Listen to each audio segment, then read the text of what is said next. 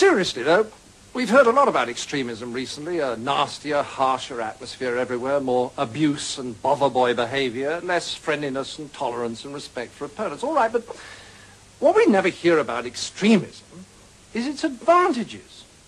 Well, the biggest advantage of extremism is that it makes you feel good, because it provides you with enemies. Let me explain. The great thing about having enemies is that you can pretend that all the badness in the whole world is in your enemies and all the goodness in the whole world is in you. Attractive, isn't it?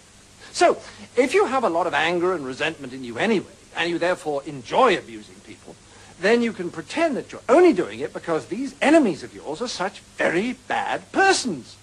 And that if it wasn't for them, you'd actually be good-natured and courteous and rational all the time. So, if you want to feel good, become an extremist. Okay, now you have a choice. If you join the hard left, they'll give you their list of authorized enemies.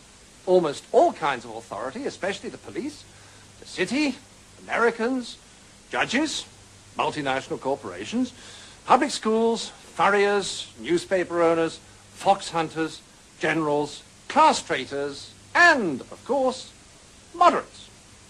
Or, if you'd rather be an extremist on the hard right, no problem, fine, you still get a lovely list of enemies, only they're different ones. Noisy minority groups, unions, Russia, weirdos, demonstrators, welfare sponges, meddlesome clergy, peaceniks, the BBC, strikers, social workers, communists, and, of course, moderates.